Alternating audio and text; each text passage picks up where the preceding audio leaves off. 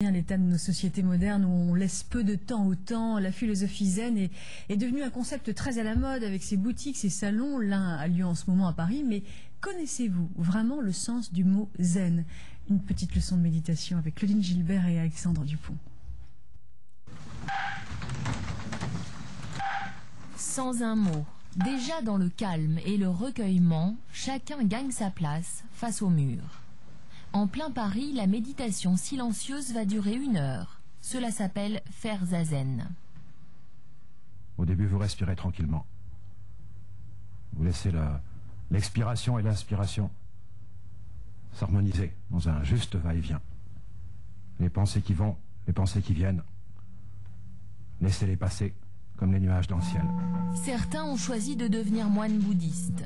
Mais pour la plupart, ces hommes, ces femmes, toujours plus nombreux, sont des citoyens comme les autres, médecins, cuisiniers, hommes d'affaires ou enseignants. Je travaille avec des enfants, je suis tout le temps dans le bruit en permanence. Et donc, j'avais besoin de retrouver quelque chose un peu plus calme et serein peut-être. Et finalement, je me suis aperçue que je pouvais trouver aussi cette tranquillité, même avec les enfants. Et je pense que c'est ça que ça m'a montré, quoi. Ici, on s'attache au sens originel, à la spiritualité du zen, bien loin de la mode de la zénitude. Le but n'est pas seulement de la méditation. Je veux dire, ça a quand même pour but de répondre à l'interrogation, je veux dire, de chaque être humain, de son sens sur cette vie, sur cette terre, de la vie, de la mort. Et c'est quand même ça qui est au cœur de cette méditation. Les effets bénéfiques de la méditation sur l'équilibre physique et mental convainquent désormais aussi les scientifiques.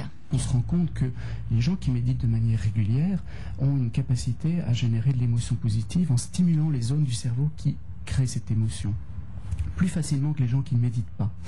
Et on sait qu'en générant ces émotions positives, on va influencer toute la cascade neurologique, on va stimuler le système de relâchement, de récupération du corps, et on va favoriser de bonnes défenses immunitaires. Toujours plus, 40 000 visiteurs attendus ce week-end au Salon Zen à Paris. Ici, on est loin du bouddhisme japonais, mais avec les huiles essentielles, les massages thaï ou indiens, chacun espère trouver tout simplement un peu de bien-être dans un monde de stress.